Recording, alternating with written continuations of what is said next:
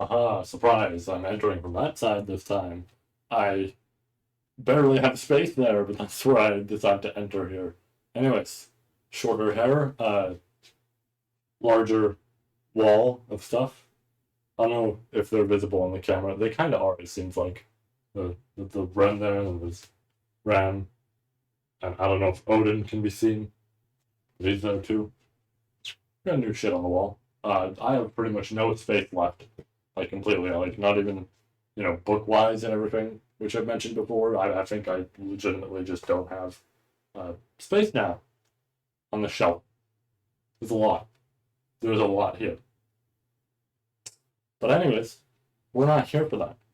We're here for the Arcgate finale, which I'm very excited to talk about. This is a very good finale. And oh boy, that last chapter, we're gonna have a real ball talking about that.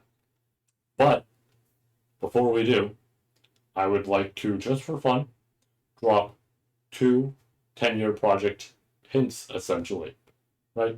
Because, I've been constantly doing them over the course of the entire last year, I guess, whatever we want to word it as. And I feel like as of recent, I haven't been able to do many, mainly because of how I'm trying to structure them. I can't really do too many at the moment. I will find, the time and place to do so.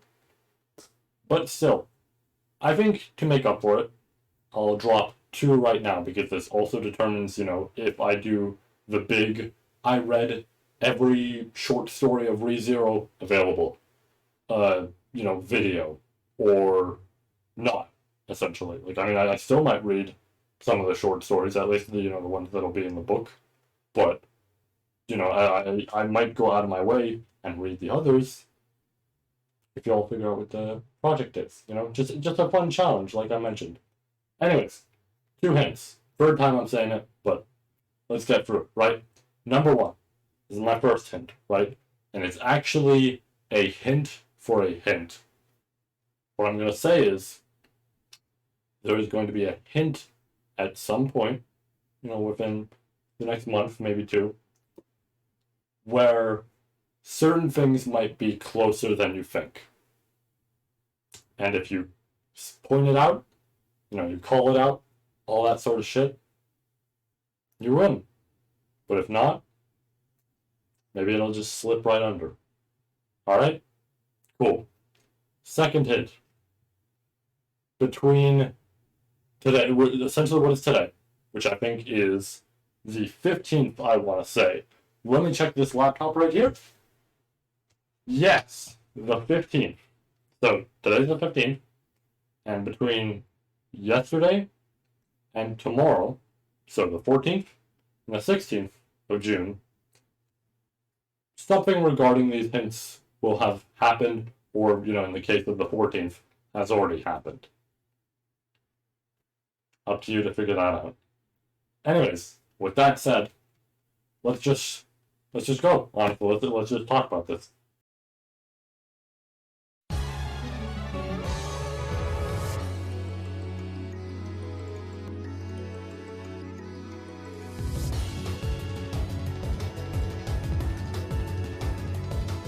So we get to start off here with something real cool, and also something that really upset me at first, right?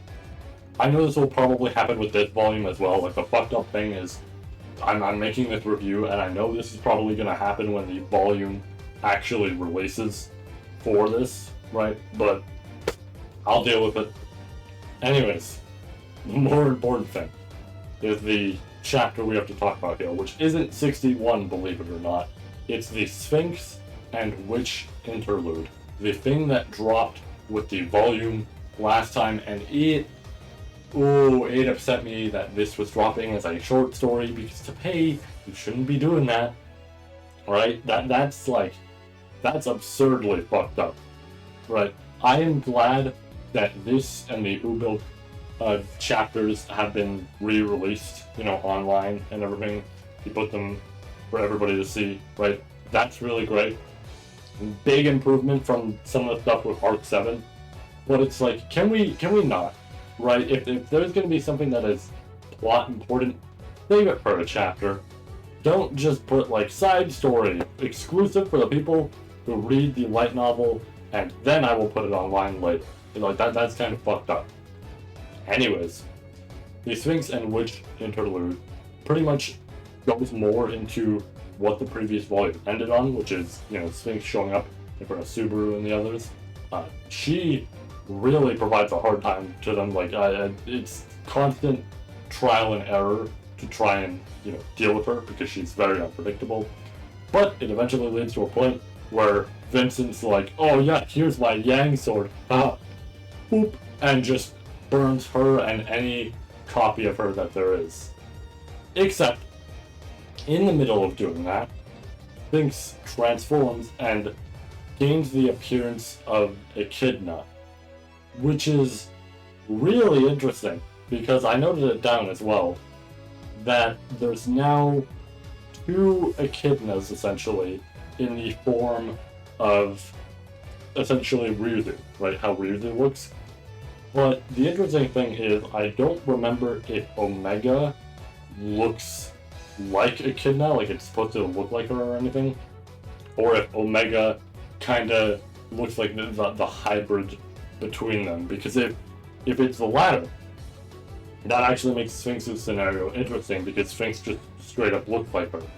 Like, to me, that's kind of neat how the one who isn't Echidna would look like her the most, and the one who is, but is also this, like, fusion of the sort, of course, ends up not looking as similar. I don't know. I would have to look more into that and everything, because I know there's a few Omega illustrations, but they don't really make it clear, because one makes it look like it is just a regular Ryuzu, and the other, from what I saw, makes it look like like either Echidna or it's a hybrid sort of thing. So, something I'll have to look into more. Then we get a very simple and short chapter, but I still like it. We get somebody on Sphinx's side kind of, commanding all these troops to just go in, rush and destroy the other side. And the other side is completely great, right, with their planning, mainly because of Subaru and his team, right, like the Pleiades battalion, all that. And then there's Ran, and there's Katma. I'm saying Ran because they imply it, but I don't think they ever drop, her name or anything like that in there. And then, Sphinx shows up to help out the dude, kind of trying to push in on the battalion and all that. And she's like, hey, I know something real cool we can do. Human extinction attack. I made a tweet about that, but I just find it really funny that just any time Sphinx is in a corner, anytime Sphinx is like, oh no, whatever will I do? It's pretty funny. I like that. It's a cool detail, and it does make things tense, but it also serves as good humor. Then we get more Tenza and Yorna, which, I will completely take. Love these characters. And Tenza gets to go in protecting Yorna until the later part of the fight, where she's in a little bit of danger, and Hugard shows up, and he is no longer undead, presumably because of the curse sword. Well, to say that is incorrect. He is still undead, but he doesn't have the same features as the others, meaning his control is basically his own. It's not commanded by Sphinx, it's nothing like that. He has control over his body, but he is still undead. And there will come a point where his life kind of just expends, right? It's over, right? He's back to being in the grave, which is something we'll get to later with that final chapter. I will probably cover it briefly because there's a lot more to say about that final chapter. But I also like this chapter because obviously the big thing is, Hugard and Emilia fighting Rowan, who eventually just runs away because he's being burned by, the Yang Sword of Wallachia. Keeps running, stumbles, and sees his son, who just finished fighting Arachia. But there's another part of this that I do like, which is the difference between Tenza and Hugard, where they aren't sure about each other and are confused, and then Yorna explains it to them, and Hugard's like, this kid's good, I like this kid, nice job. It's a sweet little interaction. I enjoy it a lot. But I'm glad that Hugard gets to be a cool character here, because if he was gonna go out of his way and just hit Tenza or some shit, I was gonna be like, all right, fuck this guy. But I'm glad he's great. Then we get a chapter about Cecilius fighting his father. Now, this chapter was a big improvement compared to the previous Cecilius fight, right? The previous one, I was okay with. There were a lot of moments where it kind of felt like it was going on, and I was getting a little bored. But this one was great. I actually read this one, felt completely entertained. That was real good. Here's the thing though, it does get kind of overshadowed by Al here. Al mentions two things in specific that I want to point out. And one, it's presumable father issues with him. The stuff where Cecilius talks about his father, and then Al kind of has some problems or something like that. It's weird to word it, but he makes some comments that leads you to believe, oh, there might be more going on then, right? So I'm curious about that. I mean, I think everybody is kind of curious about Al's past, and I think this really makes you wonder what's going on. But number two is Sphinx shows up, right? And as soon as she does, Al starts screaming like Echidna's name at her while trying to go and attack. The interesting thing about this is the fact that he knows who Echidna is, right? So he knows who Echidna is. He knows who Satella is because of Arc 7, right? That whole thing. So we now know that he knows who these characters are, you know, all this sort of shit. He has some link with them. I think he even mentions teacher in the following chapter or something like that. So that also could be interesting. Like I said, I'm just going off memory for that because I don't entirely remember. I will probably check my notes in a second and, you know, see if that's the case. But it's interesting. I'm very curious now to learn more about Al, which I always was. But the more and more we see about him, I get more curious, right? It's kind of the thing of, like, for example, Arc 3, right? We have him talking about Rem and, like, mentioning, oh, she has a sister, all that, like, okay. Or not, she has a sister, but more so, Rem is the sister, and then there's, you know, Rem, who he knows, and he feels disgusted by that in some way, and it's like, what's that supposed to mean, right? I'm very, very curious to see what all this is about. But I was indeed correct. Al does refer to Echidna as teacher, which once again, very interesting. But we get a lot with this next chapter, where we learn more about Sphinx's motivation for, you know, this whole plan and everything. And part of it is dealing with Priscilla, right? She wants some revenge, which we'll get into later. There's a lot of cool stuff where Sphinx, you know, sends down a star, essentially, which they mentioned that Echidna pretty much said, oh yeah, it's ideal to not use more than once, and Cecilius just splits it in half, because fucking, of course he can. Al makes a prosthetic, like, arm out of the earth, essentially, and just slams it into Sphinx. And the big part about this entire thing, is Archaea. Sphinx is kind of aiming for Archaea at the moment. Not the other two. I mean, getting rid of the other two helps, but mainly her, because she is essentially now Muspel. And that means, if she dies, the whole empire goes down. There isn't some, like, oh, well, that's okay, because then the spirit will go back into the... No. The whole thing's dead. Because, you know, spirit eater. But still, it's a thing of, okay, we can't let her die, or we're fucked. And as Sphinx is about to do her big, the final tactic here, I guess is the way to word it, she gets stopped by Subaru and Beatrice, which we will get into shortly. So I don't have too much to say for these next two chapters, other than we now know about the Crystal Palace a little bit more and how, oh yeah, spirits kind of just made up this whole thing, right? It's kind of like, oh yeah, we took all these spirits and we just kind of shoved them in there. And now we have this. They might have talked about that in the past and I just don't remember, but I know they, you know, really emphasized it here, so I took note of it now, if they did mention it before. And then also the cannon fire that Sphinx was going to use as her big final tactic with Al and all them gets taken, essentially. You know, Beatrice kind of opens up a portal, closes it, and goes, we'll use that for later. That's a secret tool. And Then we also get the next chapter where Sphinx is just, going crazy. We get Vincent and Ugard fighting alongside each other, which is really cool to see, right? Two Yang swords duking it out, except not against each other, against everybody else. Guess that's not really the correct way to phrase it, but that's okay. And also, we will talk about that whole type of scenario. Two Yang swords, yeah, we'll talk about that more later. And then we get the nice finale to this chapter, which has a cold, sting to it, of Emilia asking why Echidna is there, right? Because to her, she doesn't see Ryuzu or anything like that, or Sphinx. She sees Echidna, because that's what Sphinx looks like right now. And Sphinx, fittingly, throws it back in her face by wondering why the Witch of Envy is here. Because, similarly, she has no fucking idea who Emilia is. She just sees Emilia and goes, oh shit, that's Satella. Why is she here? And then we also learn more about the current predicament that everybody is in. And that's, the Empire is basically going to blow up. Inevitably.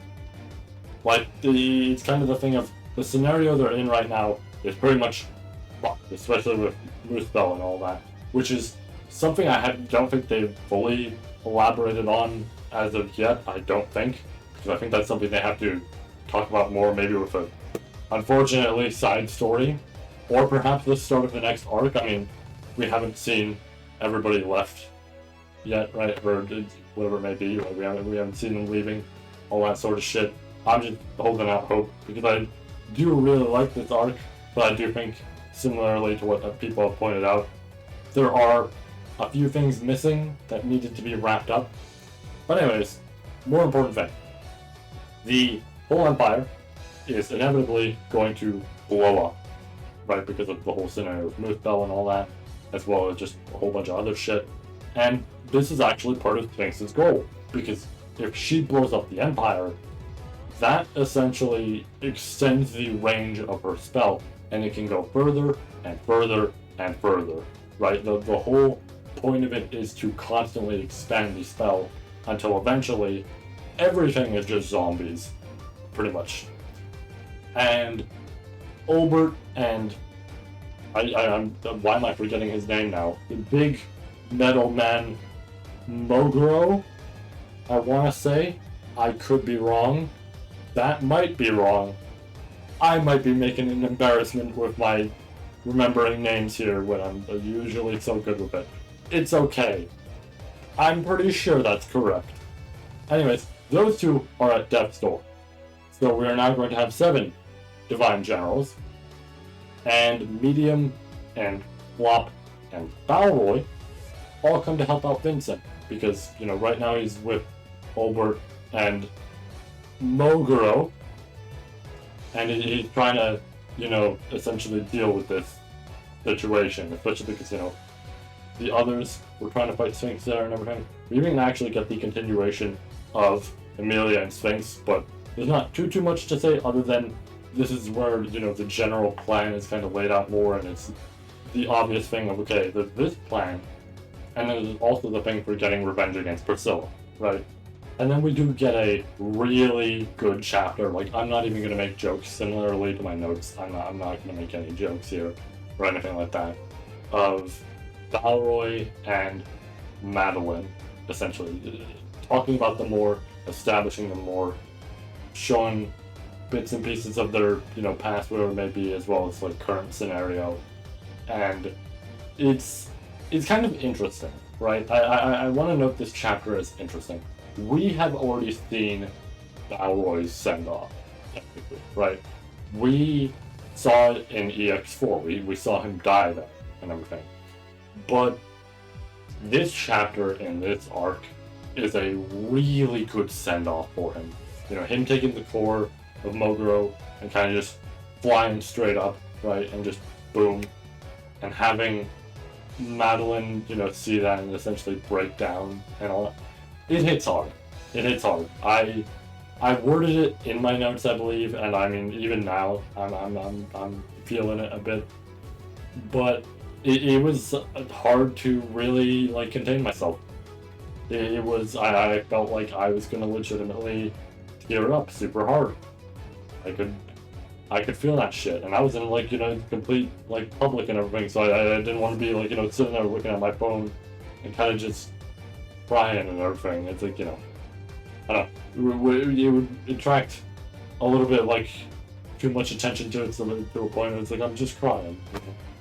But yeah, it's a really good chapter. I love this chapter a lot. It's not my favorite of this volume. It's probably second. Maybe third. I don't know if there's anything else I'm forgetting, but I think second. I think absolutely second.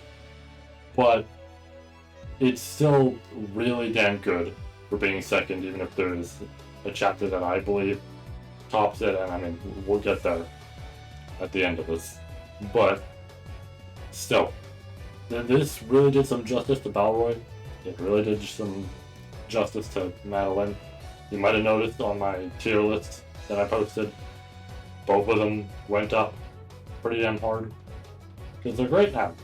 They are really great characters. I like them a lot. So the next chapter, we have a bunch of people fighting Sphinx once again. Now, part of this is Cecilis being big. I don't remember when Cecilis became big, right? It could have happened off screen. It could have happened in a chapter and I just didn't notice. There's a lot of scenarios for this. I just didn't notice it at all. So, a little unfortunate for me, but he's big now.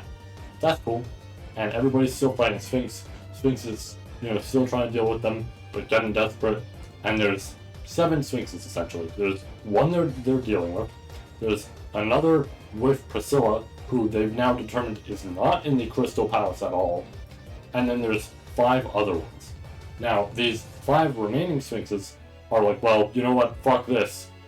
Ultimate tactic. We shall use the magic circles here to destroy this whole place. That's all we need to do. And as they try to use them, it's then revealed that out of safety, Emilia kind of went to these circles and just destroyed them. So, those can't even be used either. Then we get a great chapter of Al and Subaru, you know, helping each other out while trying to deal with Sphinx. You know, it's Subaru kind of motivating Al on, and Al essentially gaining the encouragement needed to just rush in and help him out.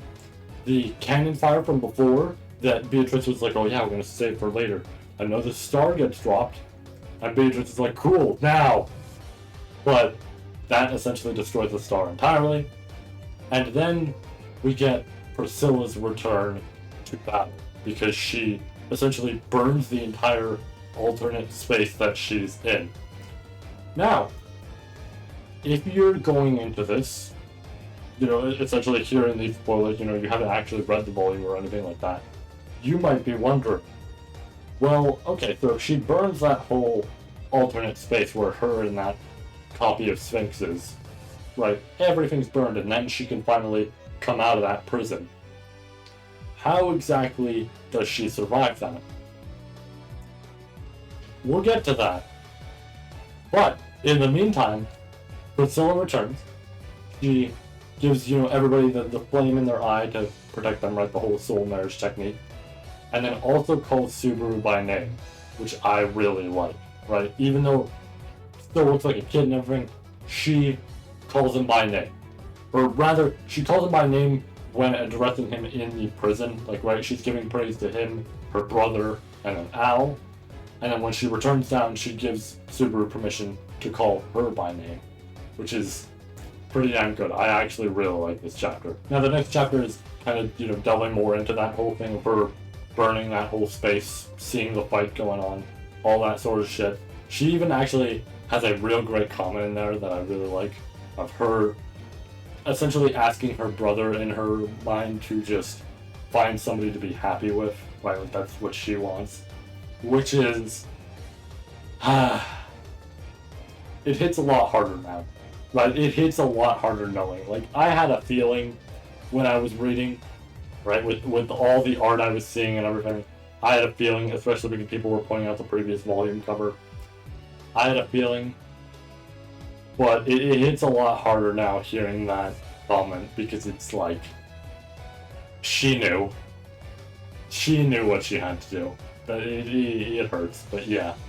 But then when she makes it to the surface and everything, Sphinx kind of does a whole like rain sort of attack, and Priscilla, was same with the soul marriage technique and all that, uses that to essentially protect everybody around, as well as dealing with Sphinx as well, in succession essentially. Now, chapter 73, I don't have too much to say about. However, it is still really good. The reason I don't have much to say about it is that, there's a lot that happens, but there's not a lot that I can necessarily kind of pinpoint in here and speak about, because a lot of it is action, as you would expect in this moment. It is fighting, because that is the point that we're at, right? Like, for the most part, and I'll, establish this more a little bit later, because we're going to talk about the next chapter. But, for the most part, it's going to be action, because they're not going to sit down and talk with Sphinx again. But, overall, this chapter is really damn good with that action. The two things that I can point out with it are, I mentioned earlier, the double Yang swords. Now we got the triple Yang swords, right? Priscilla's helping out her brother and ancestor fight the Crystal Palace monster, essentially. And Sphinx in this chapter is also really great. I really fucking love that she starts yelling to Priscilla that she's her opponent, right? It feels real good to see. Like, I like it a lot. It makes this interesting scenario where it's like, oh yeah, Sphinx is trying to really just force and establish this, as well as like we learn more about Sphinx and her past and all that. Not really her past, but the time between EX2 and this, right? Which I know there are side stories and stuff like that about. I will get to them eventually, but it is a thing of like, and especially now after the finale, I probably will. But we actually get to see Sphinx's scenario here of, how her life was, everything like that. And it's really interesting, like, despite being in such a fucked scenario, she kind of treated it as something that was, like, good, technically. Well, maybe not good more so, but, like, this thing that's, like, the sparks for curiosity and all this sort of shit. And then the events that essentially create Priscilla happen. Then we get a cool conclusion to this whole fight on both sides. Because we have Subaru and we have Priscilla. And by both of them are a ton of people, right? Like, I legitimately love stuff like this where, everybody just kind of comes in to help out, right? And then, like, deal with the final foe.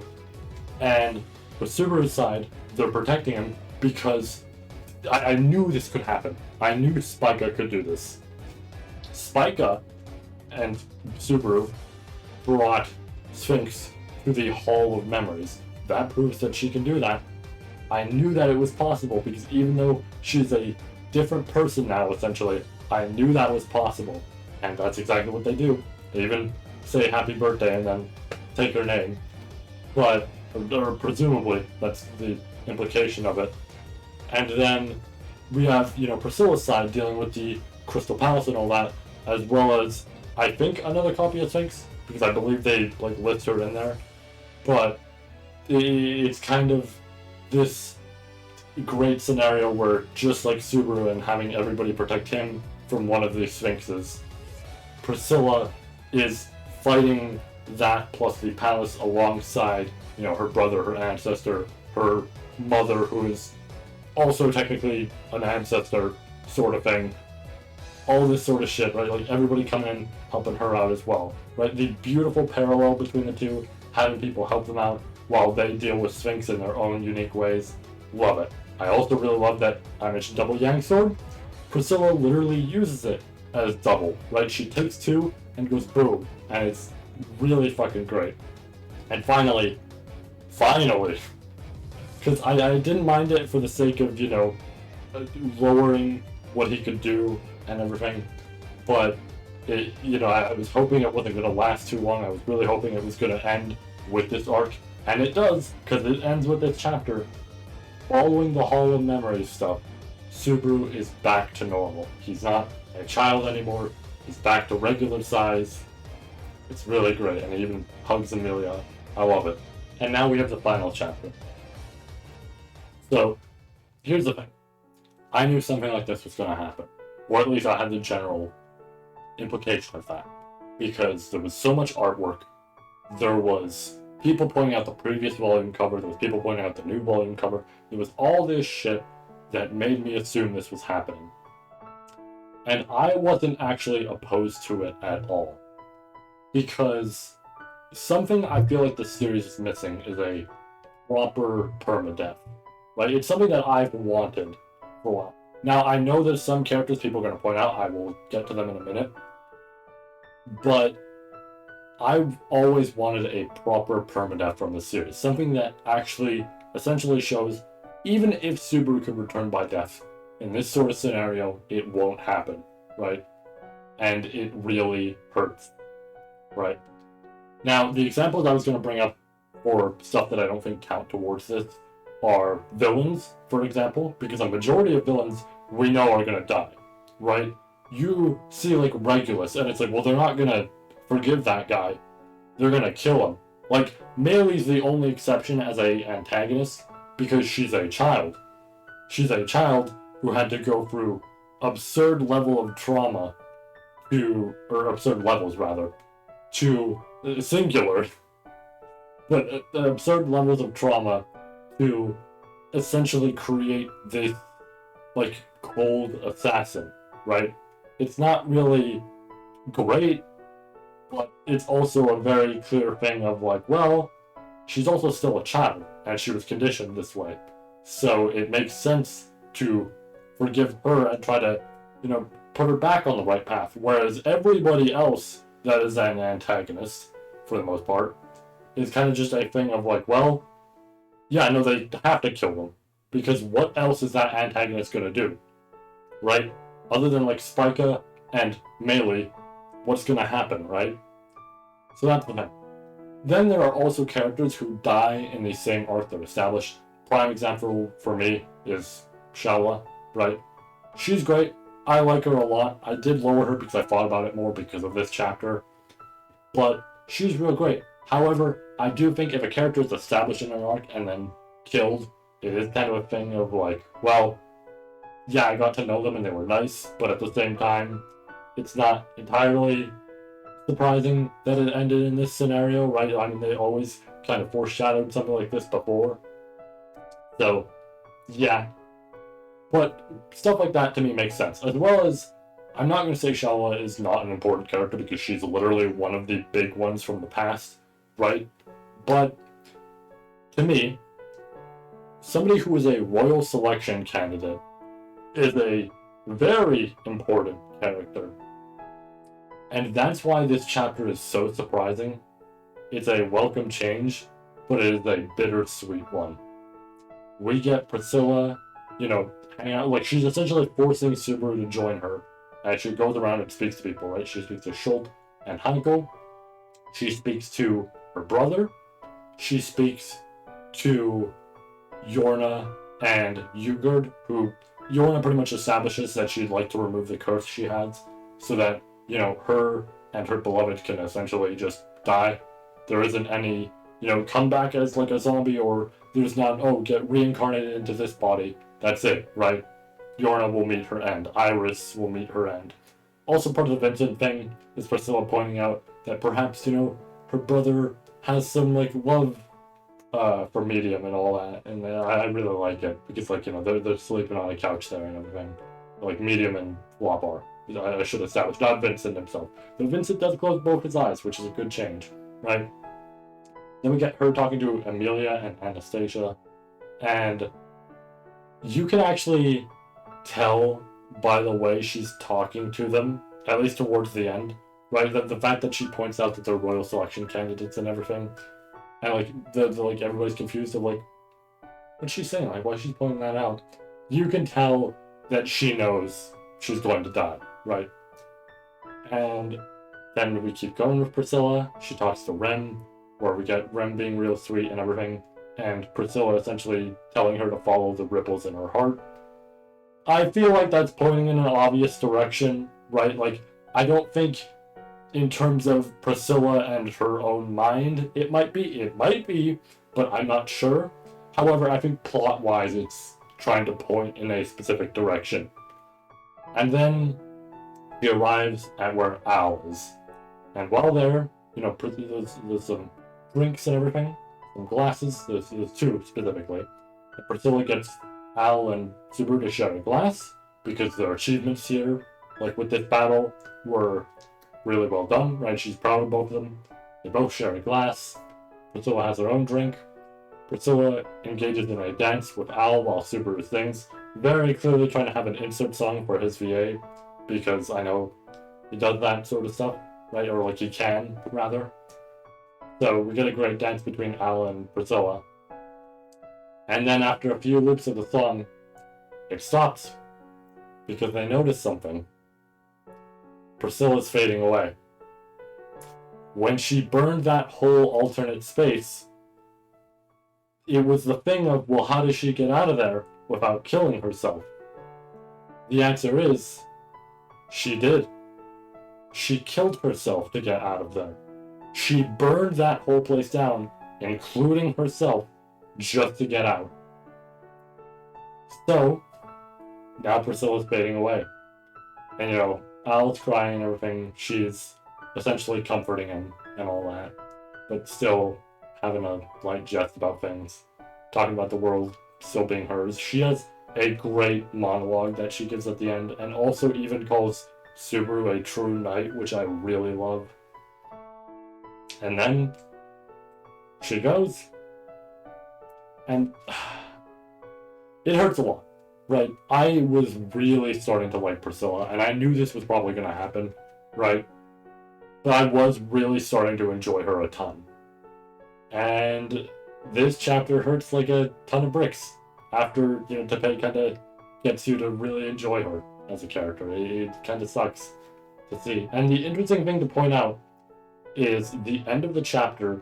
I don't know if this is just translation wording or if this is like exact, but the interesting thing to point out is the last line of it mentions the first to drop out of the royal selection.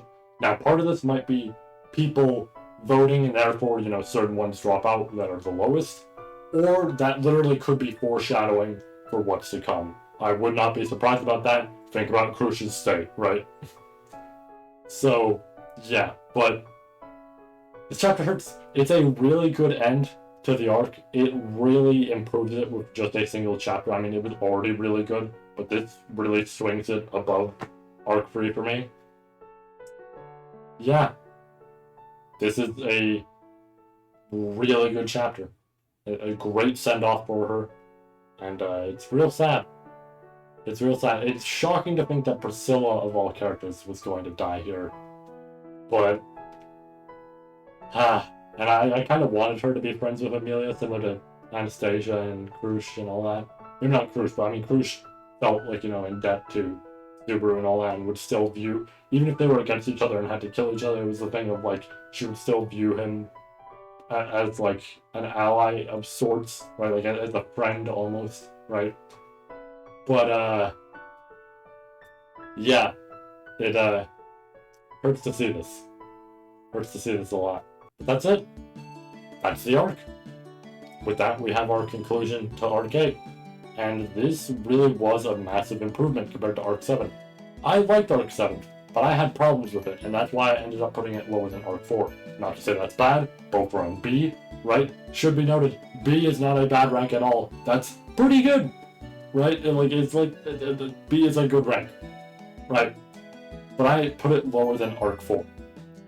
And it was mainly because I had problems here and there with some volumes. Like, some volumes were really great, and then some were okay, and then some were less than that. But, like, it was all over the place to me.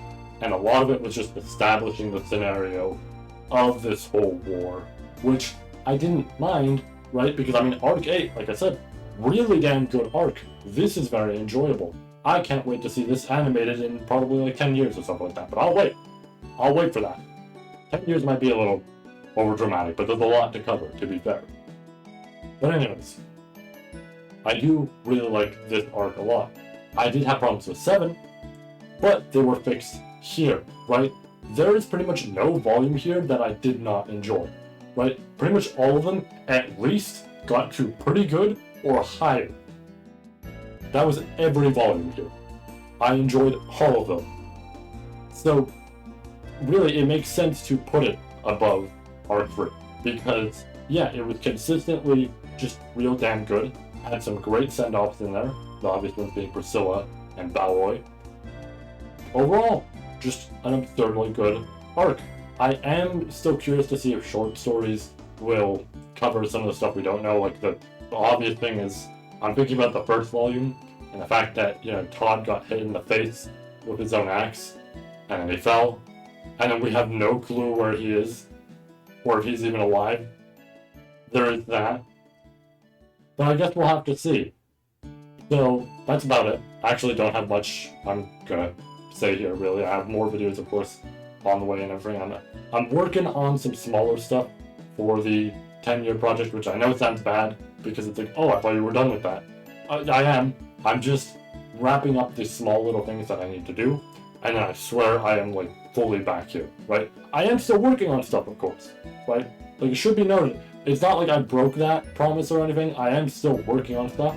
It's just, I also have some small bits to handle, and when I handle all those small bits, it's like I don't even have to, like, worry about that then, right? So then it's like, okay, I can entirely focus my gaze upon, you know, all these video projects and streaming and all that, right?